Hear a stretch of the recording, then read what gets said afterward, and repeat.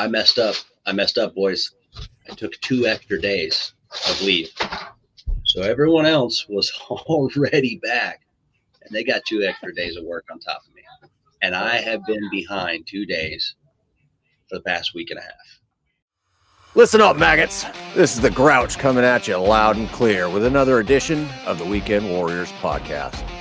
This is the place for real, no bullshit talk on the harsh realities and irreverent humor around military life. So sit the fuck down, strap in, and get ready for a raw, no-holds-barred discussion. This is the Weekend Warriors. So tonight, we got Brady, we got Steven, and we got working late nights. Is everybody doing good? Yeah, man. Brady, how was your day? It was pretty solid. It was stressful, but this is the life anymore. But it was early. I got off work at 1300 today, so you can't really complain about that. All right. Work. Yeah, Steven, remember that thing you used to do? Yeah. Sorry. No. I did laundry. I did 2 loads of laundry today. That's hey, work. Good job. That's work. That's putting in work. Now, all right, washed, dried, and folded. No, I took it out of the dryer when it was still hot, and she folded it while she was watching TV. But, I mean, hey, I put a load of clothes in and then a load of towels, and We'll count it as work. Maybe a lowercase W, but, work. don't let me forget before we leave tonight to take the towels out of the dryer. They're still there. No, it's work with a capital T for team. Yes. Cody, I know you've been having a stressful day. I don't know how much you want to talk about it or not, but No, I mean, it's typical stress, soldiers being soldiers, Marines being Marines. yeah. Extra special on that side. But you ever run into that situation where you're like, okay, hey, we're gonna go on block leave, right? We're gonna go. We have everything planned into the future. All the stuff is set in stone. Everything's gonna be kosher when we come off a block leave. We all know in reality that doesn't happen, but we're pretty solid. We're pretty solid here with our scheduling. And I just recently went on summer block leave. Had an amazing time. Recharged my batteries. Decompressed all of the Army angst out of me. But I messed up. I messed up, boys. I took 2 extra days of leave.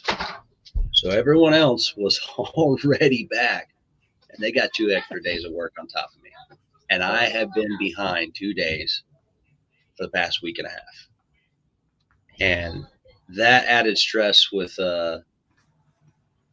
rolling out to the box has been ultimately the bane of my existence. So lesson learned, come back when everyone else comes back. Well, no, how do you catch up 2 days anyways? Like, You don't. you know, You don't. 2 days is, even though like we have like screw off days, like in the middle of the week, nothing's really going on. But like from a leadership standpoint, dude, 2 days is massive, at least on admin and planning, all the rest of the stuff. Right. And also, I was greeted coming off a block leave. I opened up my office, and my soldiers, God rest their souls, they covered every single inch of my office in sticky notes. I saw the pictures. That takes some time. I saw the pictures. It was pretty cool. It was it looked like a Jackson Pollock meets 3M, and I was like, there's so many sticky notes. All right, don't tell the bean counters how much they fraud, waste, and abuse the sticky notes. Right. I'll tell you. It took me 2.5 hours. 2.5 hours pulling sticky notes off of everything. And then once I got it all done, right, I go to open my drawer. Everything in my drawer is covered in sticky notes. They were thorough. They were absolutely thorough, and I commend them for how Attention to much time detail. Yeah. Exactly. Yeah. So they don't know this yet, but I'm I'm trying to come up with some sort of revenge. I'll use the word revenge. Yeah. Come up with some sort of revenge that will last exactly the same amount of time it took me to take all the sticky notes down. What's even more funny, as I'm starting to like peel sticky notes off of my desk, right? There's still like full pads of my original sticky notes I left. So they didn't use came yours. in with their own fresh shit. Now, you know what? They didn't touch a single thing on my desk, right? Nothing. They just covered everything else, and it was pretty funny. It reminded me of a time. Let me see here. Was it 2020?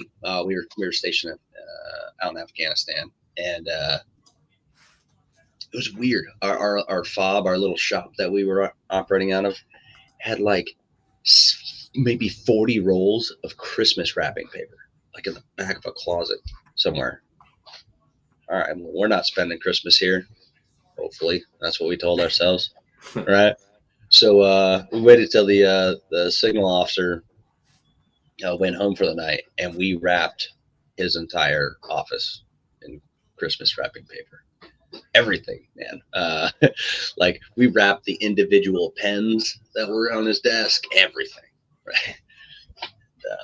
Attention to detail. So I think this is probably karma that came full circle. Of There you go. when I messed around with the signal officer, it finally got back to me. We'll be at your way a little bit later in the year. We skipped out on NTC this year, but instead we're going to 29 Palms for a month and a half. So we'll go fly some Marines around. That's our AT this year. What's fun is all the 29 Palms 4th LAR are actually up here right now. Oh, really? Yeah. That's and cool. I've been talking to Steve and Grouch here, but it's been quite an experience talking to him, working with him.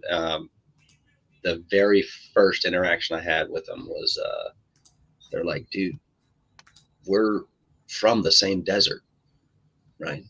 Like, this is the Mojave. Yeah. 29 Palms, NTC is the Mojave. That's what it is. Yeah. And they said, why the fuck is it so hot here? It's like, well, welcome to the suck, man. Yeah. No, when you say hot, though, like, I mean, what are you talking? Well, 110 at 7 in the morning. It stays above 100 up until about midnight. It'll get down to 95 at 2 in the morning. And it's just starting right back up. But at what humidity? Like nothing humidity. Yeah. It's 73 degrees with 93% humidity here. I should open a window. It's hotter inside than it is outside. Earlier today, it was up in the high 80s at 90% humidity. Ain't no way. No way. I'll take 120 here in the desert over any of that crap you guys have. It's completely different. Hell, down here at Fort Rucker, man, it's like 100 degrees with like, I don't know, 85, 90% humidity, like all summer here. That's just a normal summer day for us down there. Thunderstorms every night because of the humidity being so high. It's like Florida, man. We're just like North Florida. That's all we are. We had quite a bit of thunderstorms 2 nights ago. The high altitude static discharge, right? The good desert ones. They're super scary looking skies, right? But wicked hot, and then seeing lightning fire come from the sky. Of course, it was sunset too, so everything looked pretty. It looked pretty. I had to take pictures. Hell, I've been to NTC 3 times, and it's never rained. It's always hotter than hell and dry. So, well, I mean, shit, man. Back home in Montana, it was June 15th. You got like 6 inches of snow. Yeah, 6 inches of snow on the ground, June 15th, and then I show up 3 days later, and it's 85. And it's all gone. And it's all gone. I'll take my damn heat and humidity over snow any day of the week. Oh, you're one of those. Born and raised in the South, brother. Like I don't know what snow is. I don't like the cold. I don't mind the cold. I'll take the white stuff over the heat any day. No, not being prepared and being out in the cold, that sucks balls. You can always put on clothes, but you can only take off so much. Bullshit. I went to Sear in the wintertime, and you couldn't put no clothes on. That was cold as hell, man. I was in that lake, like freezing my ass off. So you picked a good time to go then. Oh, it was an experience, man. That was definitely a trip. Yeah. Everything was dead, so no nothing to eat. Like no berries or anything. Everything's all dead. Yeah, it's great, man. Southern Alabama, and you wouldn't think Southern Alabama would be cold until you're in the middle of the woods freezing your ass off and tired and running. Well, the boat motor finally ran today. Really? So yeah, so that's a big win. Dude, I don't know if you know, but so I've been rebuilding. Well, to finish rebuilding, my father-in-law gave me his ocean boat. So he bought it 6 years ago, and he started fixing it up and put a fresh coat of paint on the hull, and like bought a whole bunch of new parts and things, and put a motor on it. And then it just sat, and it just kind of didn't get anything done. And so he was going to get rid of it. He asked me if I wanted it, and I said, "Hell yeah!" I rewired a whole bunch of shit. I put all new lights and stuff in, and then she's just about ready. I got some caulking and sealing of windows and things, and a whole lot of cleaning. And I just got to adjust the motor to get to the idle just right, and should be ready. Well, I got a question for you. Are you gonna rename her? Or it's already been renamed. Oh, before you took her out on the ocean? Yep. I don't know. I don't know about that bad luck. Well, all right, hear me out. So my father-in-law was a Navy guy, submariner, and one of the boats he was on was the Cutlass, and so he named the boat the Cutlass. And I said, well, I don't want this boat to go underwater. That's what the Cutlass did. I'm gonna reach out. This boat won't come back up. So no, it got renamed. It's Noah's Ark, and it's ARC. I'm gonna reach out to some of my boat warrant friends. I'm gonna be like, hey, isn't it bad luck to rename your boat before the maiden voyage? I didn't realize the Army had so many damn boats until I went to Warrant Officer Candidate School, and I had some boat warrants in there, and they're like, dude, it's like we got more boats than the Navy does. It like blew my mind. Yeah, shipping containers. They do troop transport. They do all kinds of shit, man. Yeah, all sorts of stuff. Yeah, it's wild. Yeah, one of the guys I went to the candidate school with, he's like, dude, he's been all over the world. He ported in the Philippines and like Japan, and like he's been everywhere. I'm like, what an awesome job that would be. Yeah, that's what the recruiter never tells you, right? They're always like, you want to be an infantryman, you want to be a scout, you want to fucking. Yeah, those bastards lied to me, man. I was set to go to the Air Force, right? And I was what? You got lied to?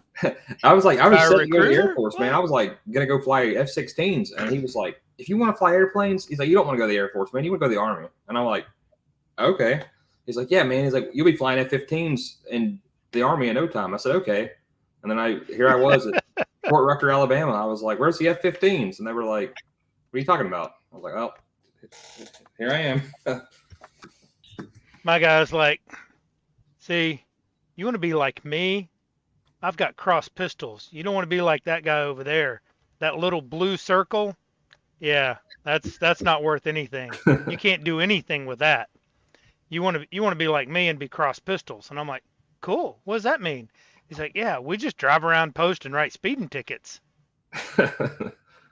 No, that's about 10% of 95Bs. The rest of them are combat field units. Yeah. They got me coming out of the shopette one morning. It was like 6 o'clock in the morning. I'd stopped to get gas, and they got me for a rolling stop coming out of the shopette. $130 for that ticket, man. I was like, you guys don't have anything better to do at 6 o'clock in the morning on a Saturday? And they're like, well, Chief, you're a pilot. If you can't see street signs, how do you see the taxiway signs? Ooh. I was like, oh, okay. We're gonna play games now, then, aren't we? Did you see that double yellow you just fucking Yeah. Somebody asked me, hey, dude, why did you come back out here? Right, because I was stationed here about 10 years ago. Yeah. And they're like, why'd you come back out here? And I was like, look, dude, it's the desert, right? It is what it is, right? Yeah, it's pretty predictable for the most part. But if you look around, right, I'm 45 miles away from the nearest crackhead walking across the street type deal, right? I'm not a fan of society, right? I don't think any of us really are. That's probably why we chose this profession. But right, I'm not a fan of fucking society. And Fort Irwin is like the world's largest gated community in the middle of nowhere. Yeah. So I kind of like that. I like that seclusion type deal.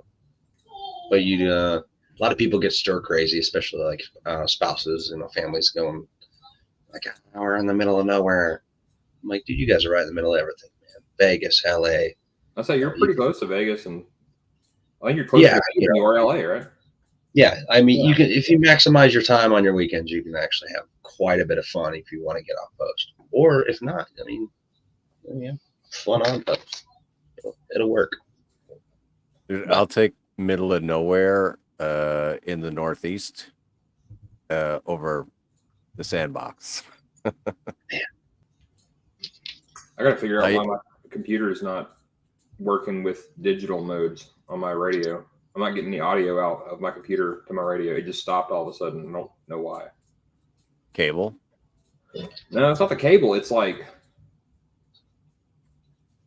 my sound card settings got screwed up. It's like I'm not getting enough volume out of my sound card into the radio because it's keying the radio up, but it's not putting any power out on the radio.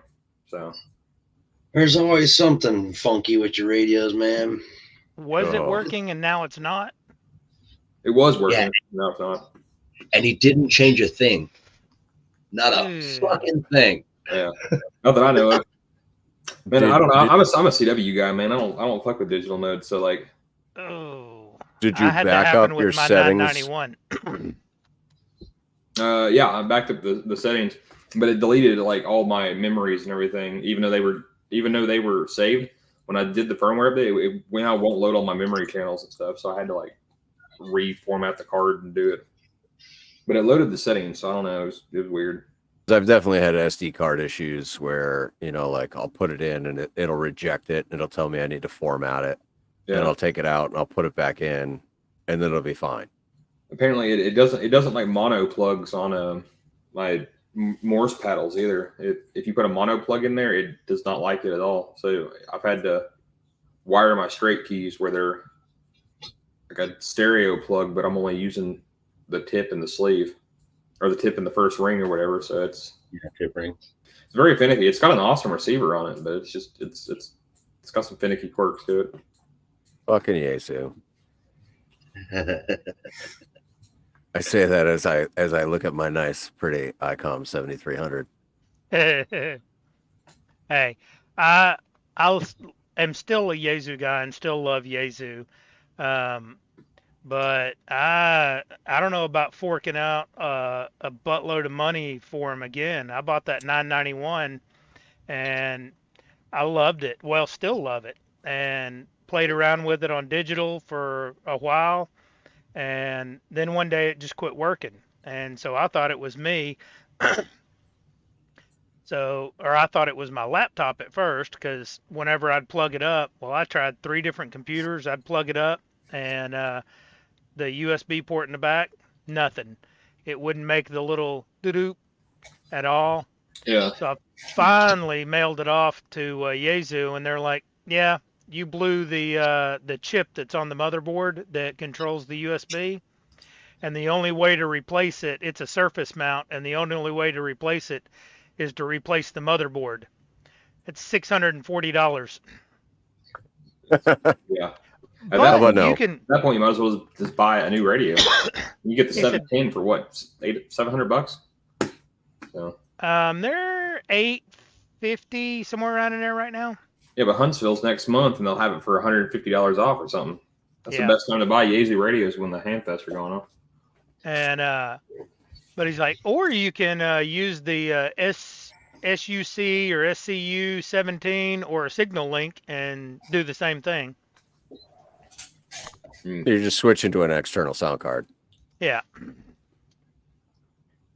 One of my buddies from back home, one of your local guys, Steven, he just bought a FT 710. And I've been telling him for years now, I'm like, quit running 100 watts in FT8. You're going to blow your radio up. He's like, no, man, my antenna can handle it. I'm like, I'm telling you, you're going to blow that thing up. And then he called me one day. He was like, dude, I've had my 710 for 3 days, and it caught on fire. I'm like, what do you mean it caught on fire? He's like, dude, I was running FT8, like remote from my laptop, and I smelled something burning, and I went out, and the radio's like throwing error codes, and it's just pouring smoke out of the back of the thing. And I was like, how much power were you running on? He was like, not that much, man. I don't think. And yeah, apparently somebody had been messing with his station and turned his amp on, and so he's running like 500 watts on FT8, and so the antenna's fried. So then the radio's fried, and he sent it off to Yaesu, and they're like, "Yeah, man, what did you do to this radio?" He's like, "I don't know, man. I took it out of the box, and it was like this." So they're gonna send him a new radio. Yeah, because It was somebody messed with this stuff. That's what he said. That's what he said. Yeah. I got it like this. I took it fresh out of the box and it smelled like burnt hot dogs. I don't know what the fuck. Bastards at HRO sold me a bad radio. I don't know what to tell you. Steven, you driving down to Huntsville from Knoxville? Yeah. I'll be there. I'll be up on camping on Monte Santo. We'll have my camper and my friend Greg will have his. We're gonna have dipoles strung up between the two of them. Ooh. Last year I went down and met Jake down there and DJ, and we walked around for a little while, and then we split and came back, because that's a long day driving down there, and it's right at 4 hours down there, I think. Yeah, I always camp and spend the night up there. I We'll don't go to shop at the Hamfest. I could care less about that, but I go to drink whiskey around a campfire with a bunch of dudes. That's what I go to do. Sounds pretty gay. It's only gay if it becomes a circle jerk. Yeah. I don't know. I guess it depends on which whiskey. That's the I don't know. Usually I bring like a good bottle of bourbon. Somebody will bring a good bottle of scotch, and we'll just pass them around till they're empty.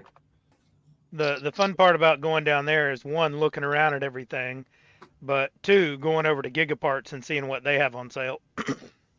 Yeah, I'll go to the convention hall to like buy what I need to buy. And so it's like, okay, I know I need to buy these things, and I'll go in there and buy them and get out of there. And then the people that I want to hang out with are all up at the Monte Santo with us, and we just sit around and talk radios and drink whiskey. Got too drunk during a POTA activation one year. My words started slurring, and I was like, I guess it's time to turn this thing off. Nothing like drunk radio, right? That's the highlights of 7200. I thought 7200 had sort of died down, and I turned it on the other day. Nope, they're No, back. That's how 75 meters around here is, man. They're just like, I don't know. They'll get into some like weird conversations about just like, I'm like, what the fuck's going through y'all's head? It's like nothing. It's like a hamster wheel up there. Yeah, there's definitely there's a couple of frequencies on 40 meters as well that there's no call signs. It's just bedlam. Yeah. Well, these dudes on 75 meters, the other night were talking about like if I identify as a dog, can I legally identify in barks? And they were like, well, Part 97 doesn't say anything about it. And I was like, where the hell are we going with this conversation, man? This is getting weird now. Meow, meow, meow, meow, meow, meow, meow, meow, meow, meow. Yeah. You guys are kind of lucky, on the east of the Mississippi, because West Coast here, the top half of the 40 meter voice is covered up by like Korean broadcast, all just tons and tons of AM stations. Yeah, right as the sun goes down, they all kick on. It's like fuck, man.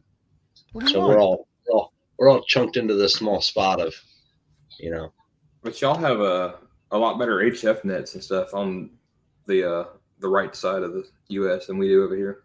Say hi. Hi. The right side, yeah. The correct side.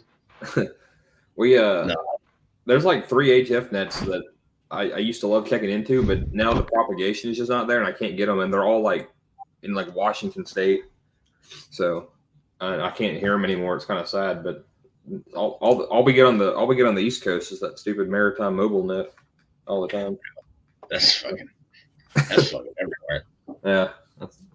And those guys, I don't know, they want to be treated that way. Like everybody respects that, like those nets take place. Yeah. But nobody fucking respects their nets because they're a bunch of assholes. Yeah, I pretty much hang out on the CW for that reason. Are you talking about like the O Miss and the YLs and all them? Yeah, so those are no. So those nets are good, right? Yeah. And people respect those nets. Right. But people respect those nets. Yeah. Because those guys are nice. And like if say they were getting ready to start, right? And there's a POTA station on that frequency, like they're gonna be nice about it. Yeah. They're gonna ask first if the person will move. If not, then they'll shift. They'll move the net, yeah. Right? Like but it's funny that the maritime mobile guys they want to be treated that way, but they're a bunch of assholes. Yeah, go operate a POTA station on 14300 at any time of the day, and they're gonna come back and just be dickheads for no reason. Oh, we got a net going on in 4 hours. Well, guy, I need 10 contacts. It'll take me 20 minutes. Like,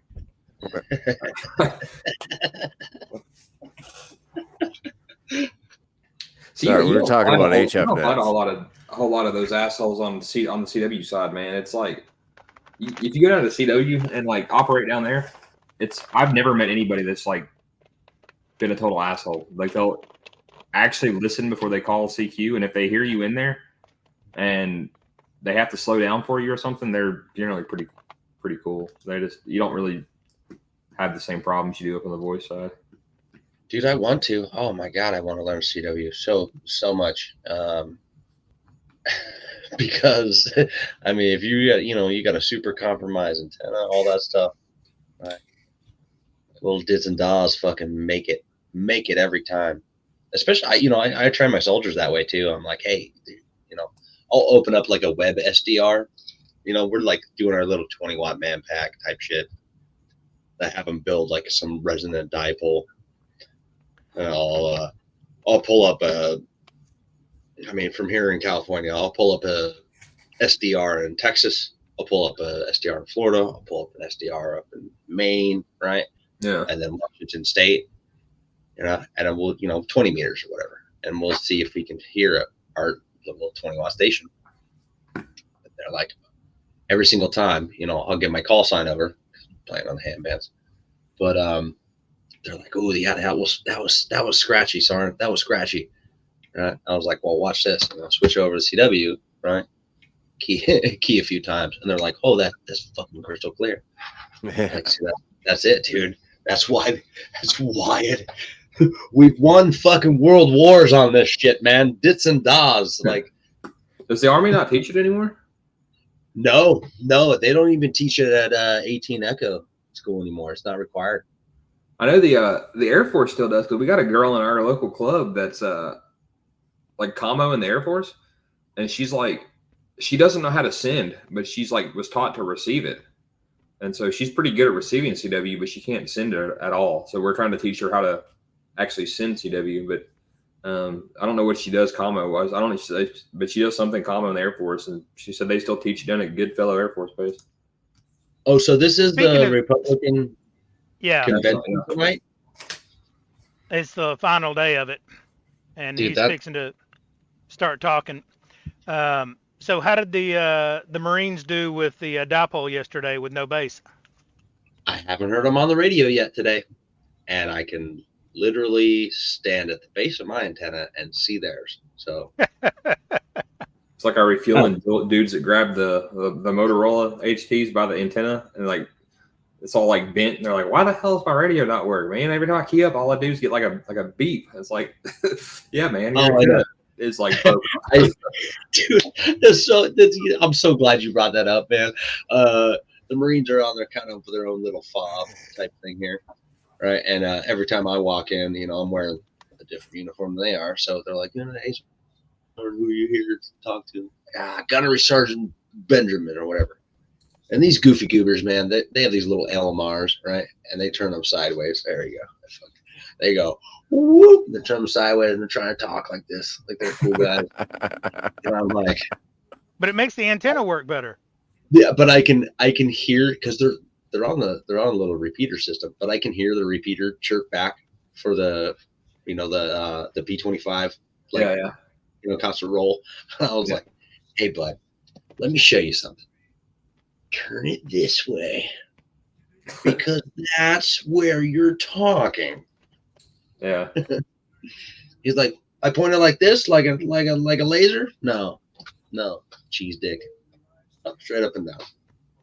I don't remember ever having any radio problems out there, man. I feel like when I was in the box and we were on Singars, but anytime I needed to call in a medevac or anything, it was like I had no problems at all getting out. And this was from like a Humvee mounted like Singars radio, so yep, it worked really well. No, it's not. It really isn't not a problem.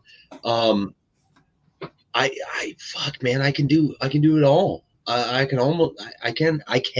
done talk across the box on 1 watt, right? On from a Humvee to an OE254, or whatever, or Manpack, Manpack 1 watt to an OE254, mountaintop retrans, all that stuff. But I'll tell you what, it's fucking user error every single time.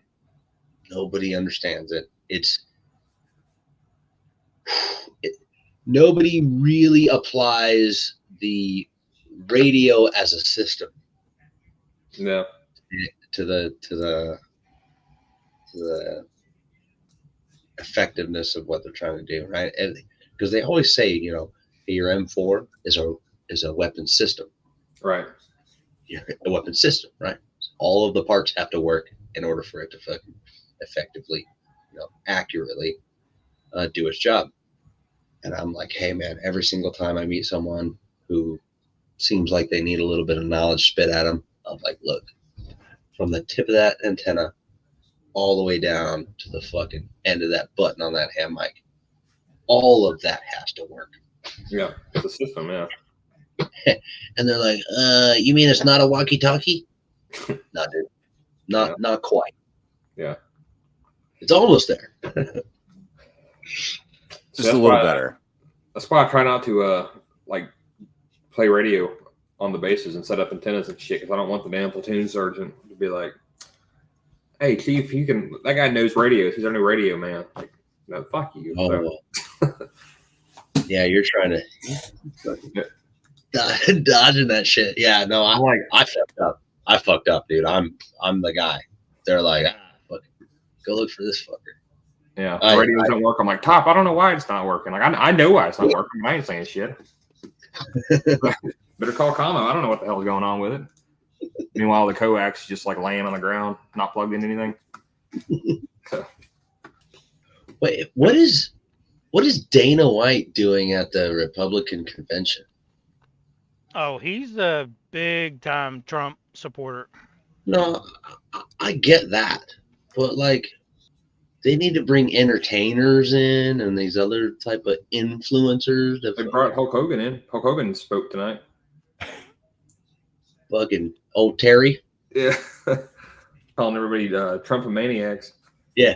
Trumpomaniacs. Alrighty. What was that, Macho Man, Randy Savage, right? Yeah. Fucking Rage Brothers. That's when wrestling was entertaining. Like Roddy Piper. Oh, Ric Flair. I missed that dude. You know what? I thought he was a fucking chode when I was a Sergeant young Slaughter. man. Right, but then he ended up being a fucking legend. I'm a Mick Foley Mankind era. Oh yeah. That was my wrestling, like, little snapshot. Right, Sting, right, the MWO, that type of stuff. Mick Foley would he wrecked his damn body to entertain us, and you got to respect the hell out of that, man. I mean, dude, jumped off a damn Hell in a Cell cage and like fucked himself up for our entertainment. So it took me years to figure out that Mankind was Mick Foley and Mancow. Yeah. Dude Love. Mm-hmm. Now the only time I see Mick Foley is on Robot Wars. Or the Battle Bots, that's what it is, yeah. He's on there? Yeah, he hosts Battle Bots, man. Oh wow. No shit. Yeah. There's a BattleBot arena over here in Vegas. Dude, you should go see that shit live. Yeah, man, I'm thinking about doing that. I think that would be the next cool thing that next time we visit Vegas, man. Because every time we got the damn kids, so that I don't get to enjoy the speakeasy down at the Mob Museum. Right? I have to go walk around with my kid who loves to fucking read the whole fucking museum. Like, come on, dude. That's good. Yeah, thanks, man. I appreciate it. But what did we do?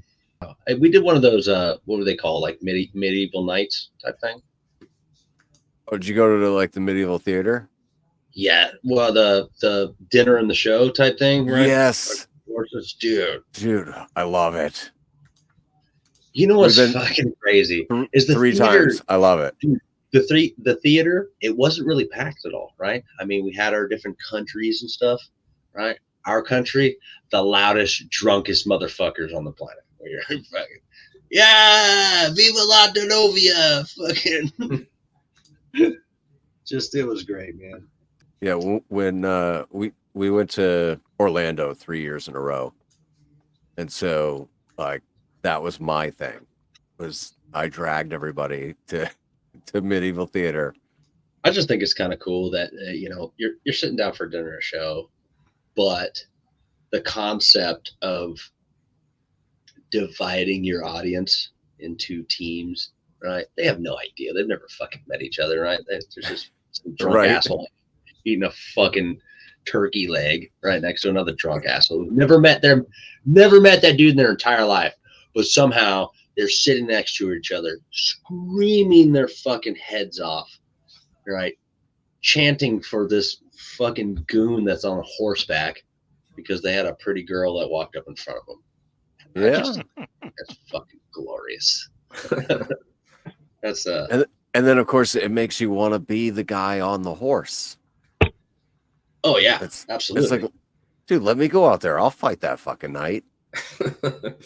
We've got Gatlinburg and Pigeon Forge just up the road, and they've got a couple of those up there, Dolly Stampede and several other shows like that, and never been. Never done one of those. Back when the Dolly Stampede was the Dixie Stampede, it was pretty cool, man. It was all right. I mean, I was young at the time. Hell, I was probably 10 or 11 when we went to it, but I mean, it was like half the arena was like the Union, the other half was the Confederates, and it was kind of the same thing. Like, you had a bunch of like drunk ass tourists from like New York City who were like cheering for the Confederates. So I was like, this is wild, man. Yeah, the South will rise again. Like a thick Bostonian accent. It's like, yeah, man, Yeah. right on. Yankee son of a bitch. It doesn't matter. We're all fucking plastered. Dude, my damn like wingman in flight school was like 18 years old. Like, it was like a PFC when he got picked up to fly, and I'm like 31, and I'm climbing up off the helicopter, and I've got bad knees and shit, man. So like my knees are popping and cracking, and my back's hurting. And he was like, "Jesus Christ, Grandpa! Like, what the hell is your problem?" I'm like, "Dude, I've been in the Army 13 years. Like, my knees hurt." And he's like, "Yeah, but you're only 30." I'm like, "Yeah, when you're 30 years old and 13 years in the Army, your knees are gonna hurt too, fucker. I promise." I said, I'm ready for a nap. Yeah, we'll wait till you're out a few years. Oh yeah. Yeah. So I was talking to Junior earlier, and I was telling him about Brady, and I was like, "Yeah, met Brady the other day, and it was kind of cool. Here's the story, and he's doing this and that." And he's like, "Oh, you want to mess with him? Ask him why he's not a Chinook pilot." Because I went National Guard, so I wouldn't have to put up with the activity lifestyle. And they asked me, like, "Do you want to fly Blackhawks? Or you want to fly Chinooks?" And I was like, "I want to fly Chinooks." They're like, "Well, cool, you're flying Blackhawks." If I had said Blackhawks, they'd have given me Chinooks. I mean, smart thinking, I guess, but it could have backfired, and they give you Chinooks anyway. So I'm actually glad I'm not, man. So I don't know what somehow National Guard Bureau got screwed up with like the slots and the numbers, and they sent too many Guard Chinook pilots here at one time, and they don't have enough like slots for them. So these guys they're going through and like primary and getting primary, and then they've got it's like up to like a 9.5 month hold before they ever start the Chinook course. So they end up being at flight school for almost 3 years. And your time and grade for W-2 doesn't even start till the day you graduate flight school. So like these guys should be like CW2s, like pilot in command, in 3 years, and they're just getting out of flight school. So it's like hurting their progression bad. The text message monster has got me. I have now turned into a pumpkin. I have to go back to work. Yeah, boys. It's been real fun talking, and hopefully I'm a little bit more cheery next time. All the wishes. Hopefully we'll have a West Coast champion on the next HF competition. Some of the best conversations we've had are about shitty days, and so True. I appreciate you being here, and best of luck. It's all good. All right, guys. I'll see you. See ya. Yeah. Later. But Paul, you still got kids that are under 18. Yep, my youngest is going to be 14 here in a couple weeks. So hypothetically, your kid goes out and shoots somebody with one of your guns. Who do they hold accountable? Not only do they hold you accountable, or not only do they tell you, but they hold you accountable. But yet, if he wants to be a girl, then they're want to keep that from you. That makes no sense. Oh, and not only if he wanted to be a girl, but if he wanted to be a furry in school. Oh, or yeah, I forgot about all that bullshit. Any of these other absurdities. Meow. Right? I don't understand 99% of the fucking insanity that is today. Well, no, all right, I'll take that back. I do understand why. And I'll put that on my generation, which is the upper millennial into Gen X. We figured out that religion was a fucking scam. And so most of us that grew up religious and we went to church every fucking Sunday because that's what our parents did, right? And so along with that went all the morality. We've brought that into society now. You get the fucking internet, which you got everything at your fingertips. There's no morality, there's no common sense, there's no fucking sense of decency. Everything should be accepted and okay. And I disagree. I think we had it right fucking 40 years ago when there was a sense of morality and a sense of decency, and there was a lot of things that you just didn't do in fucking public. I take my religion seriously, and my guns. I believe that people need to have faith in something. My issue is with the organization of religion itself. Because if you truly look at it, it's all a fucking scam. It's all about power and money. But you don't really have to. I don't know. My thought process is I don't really have to have like a church or a damn congregation to like have my own faith or like you know what I'm saying. Like I don't see the to me I don't see the purpose of going there. Like I can have my own beliefs and feel close with a deity without having to go like pay my 10% to the damn offering plate at a congregation. You know, and that's Exactly. yeah. But you're still guided by the morality of knowing, like, all right, this is what is right and this is what is wrong. And you know, I mean, like the Ten Commandments aren't a bad thing. It's a pretty good outline of like shit you shouldn't do. Yeah. I don't know. I grew up Roman Catholic, and you know, the Catholic Church has its faults, that's for sure. Yeah. But I definitely have my own beliefs. You know, when we die, right? Our matter, what is us, can never be destroyed. So it just becomes other things. And that's just the circle of life. Like we Well, exist always in some way. yeah, I mean, science can tell you that. I mean, matter cannot be created or destroyed; it can only be transferred from one form to another. So, you know, Yep.